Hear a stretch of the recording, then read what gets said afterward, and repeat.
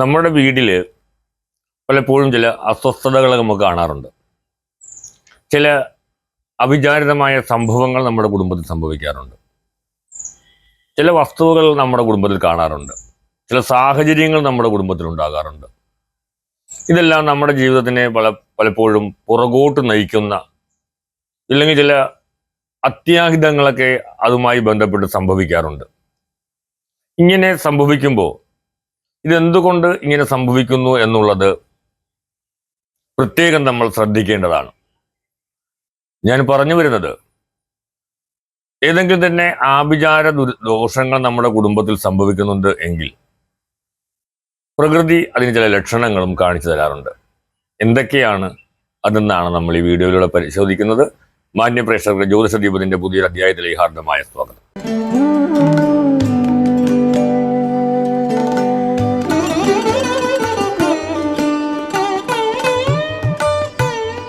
ഏതെങ്കിലും ശത്രു ആഭിചാര ദോഷങ്ങൾ നമ്മുടെ കുടുംബത്തെ ഇട്ടിട്ടുണ്ടെങ്കിൽ കാണുന്ന ചില ലക്ഷണങ്ങളാണ് ഈ വീഡിയോയിലൂടെ നിങ്ങളോട് ഞാൻ പരിചയപ്പെടുത്തുന്നത്. അതിലൊന്നാമത്തതാണ് നിരന്തരമായി ഏതെങ്കിലും വിഷജന്തുക്കൾ വീട്ടിൽ കടന്നു വരിക. കാണാൻ സാധിക്കുന്നത് പ്രധാനമായും തേള്, പഴുതാര, പാമ്പ് തുടങ്ങിയ ഏതെങ്കിലും ക്ഷുദ്രജീവികളുടെ സാന്നിധ്യം വീട്ടിൽ നിരന്തരമായിട്ട് ഉണ്ടാകുന്നുണ്ട് എങ്കിൽ അത് വെറുതെ ഉണ്ടായാൽ മാത്രം പോരാ.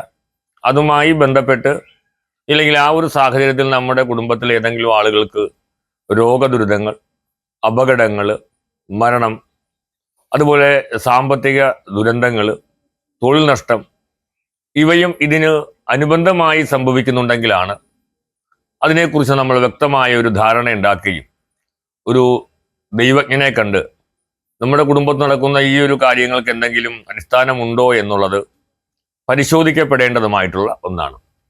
അപ്പോൾ അത് ഈ ഇടജന്തുക്കളെ കണ്ടതുകൊണ്ട് മാത്രമല്ല ഞാൻ പറയുന്നത്, അതുമായി ബന്ധപ്പെട്ട എന്തെങ്കിലും ദുരിതങ്ങൾ നമുക്കുണ്ടാകുകയോ ഒക്കെ ചെയ്താലാണ് ഇതൊരു ആഭിചാര ശത്രുബാധയുടെ ലക്ഷണമായിട്ട് നമുക്ക് കാണാനായിട്ട് സാധിക്കുന്നത്. രണ്ടാമതായി നമുക്ക് ശ്രദ്ധിക്കേണ്ട മറ്റൊരു വസ്തുത എന്ന് പറയുന്നത്, നിരന്തരമായി ഏതെങ്കിലും ദുർഗന്ധങ്ങൾ നമ്മുടെ വീട്ടിൽ നമുക്കത് അനുഭവത്തിൽ വരിക എന്നുള്ളതാണ്. പ്രധാനമായിട്ടും ഈ ചുക്ക, അതുപോലെ തന്നെ ബീഡി, പിന്നെ ഈ ചില നാൽക്കാലികളുടെ മൂത്രത്തിൻ്റെ രൂക്ഷഗന്ധങ്ങൾ ഇവയൊക്കെ നമുക്ക് അനുഭവപ്പെടുന്നുണ്ടെങ്കിലും അത് ഇതുമായി ബന്ധപ്പെട്ട ചില സാധ്യതകളുടെ സൂചനകളായിട്ട് നമുക്ക് കാണാനായിട്ട് സാധിക്കും. അതുപോലെ തന്നെ ഭക്ഷണം കഴിക്കുമ്പോൾ ഭക്ഷണം കഴിക്കാൻ പറ്റാത്ത തരത്തിലുള്ള ദുർഗന്ധങ്ങൾ അനുഭവപ്പെടും. ചിലപ്പോൾ നമ്മൾ കിടക്കുന്ന മുറിയിൽ ഈ ആട്ടുംമൂത്രം, അതുപോലെ തന്നെ രൂക്ഷഗന്ധം ഉണ്ടാക്കുന്ന ചില നാൽക്കാലികളുടെ മൂത്രം, അതിൻ്റെ ദുർഗന്ധങ്ങൾ നമുക്ക് നിരന്തരമായി അനുഭവപ്പെടുക. അതുപോലെ തന്നെ ഈ ഭക്ഷണം കഴിക്കാൻ ശ്രമിക്കുന്ന സമയത്തൊക്കെ ഈ പട്ടിയുടെയൊക്കെ ചില ചൂരുമണങ്ങളുണ്ട്, അവയുണ്ടാകുക. നമ്മളെ എന്തോ ഒരു ദുർഗന്ധം ഫോളോ ചെയ്യുന്നതായിട്ട് തോന്നുക. നമ്മൾ കുളിച്ച് നല്ല വസ്ത്രങ്ങൾ ധരിച്ചതിന് ശേഷവും നമുക്കൊരു ദുർഗന്ധം ഉണ്ടാകുന്നതായിട്ട് തോന്നുക. ഇടയ്ക്കിടയ്ക്ക് കുളിക്കണമെന്ന് തോന്നുക. ഇതെല്ലാം ഇത്തരം ആഭിചാര ദോഷങ്ങളുടെ ലക്ഷണമായിട്ട് നമുക്ക് പറയാനായിട്ട് സാധിക്കും. മറ്റൊന്ന് പ്രധാനമായിട്ട് പറയേണ്ടത്, നമ്മളുടെ നാൽക്കാലികൾ അതിന് ഏതെങ്കിലും തരത്തിലുള്ള ഹാനി സംഭവിക്കുക, ജീവഹാനി സംഭവിക്കുക, അതായത് അല്ലെങ്കിൽ രോഗം സംഭവിക്കുക.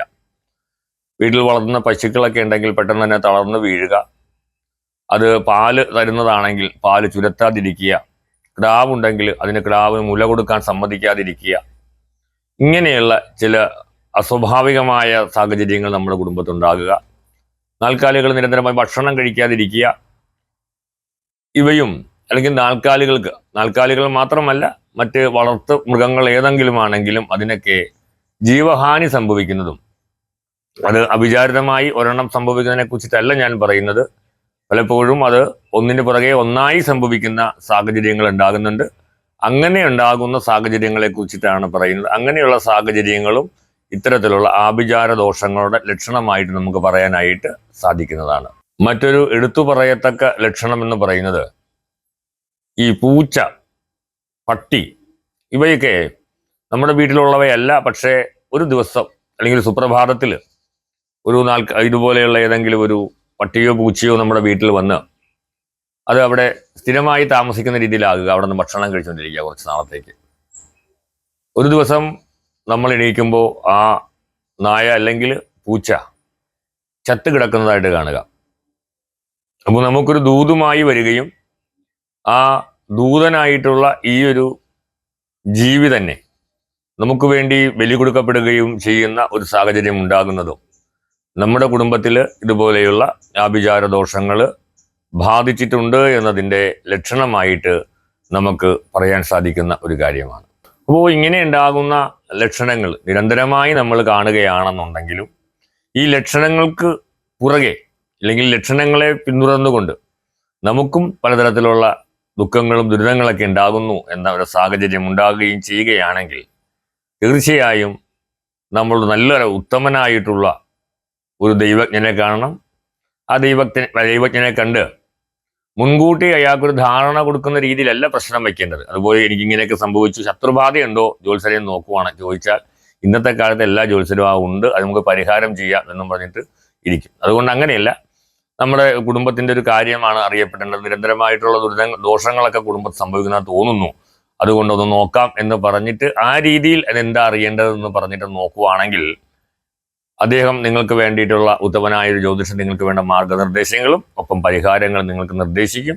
ആ പരിഹാരത്തിന് പിറകെ നിങ്ങൾക്ക് ഓരോ കാര്യങ്ങൾ ചെയ്യുകയാണെങ്കിൽ തീർച്ചയായും നിങ്ങളുടെ ജീവിതത്തിൽ ഉണ്ടാകാൻ സാധ്യതയുള്ളതും ഉണ്ടായിക്കൊണ്ടിരിക്കുന്നതുമായ പല ദുരന്തങ്ങൾക്കും ആ ദുരന്തങ്ങളെയെല്ലാം മാറ്റാനായിട്ട് സാധിക്കുകയും ഒരു പുനർജീവനം നമുക്കുണ്ടാക്കാൻ സാധിക്കുകയും ചെയ്യും എന്ന് പറഞ്ഞുകൊണ്ട് എല്ലാ മാന്യപ്രേക്ഷകർക്കും ജ്യോതിഷ ദീപത്തിൻ്റെ ഒരു ശുഭദിനം നേരുന്നു. നമസ്തേ.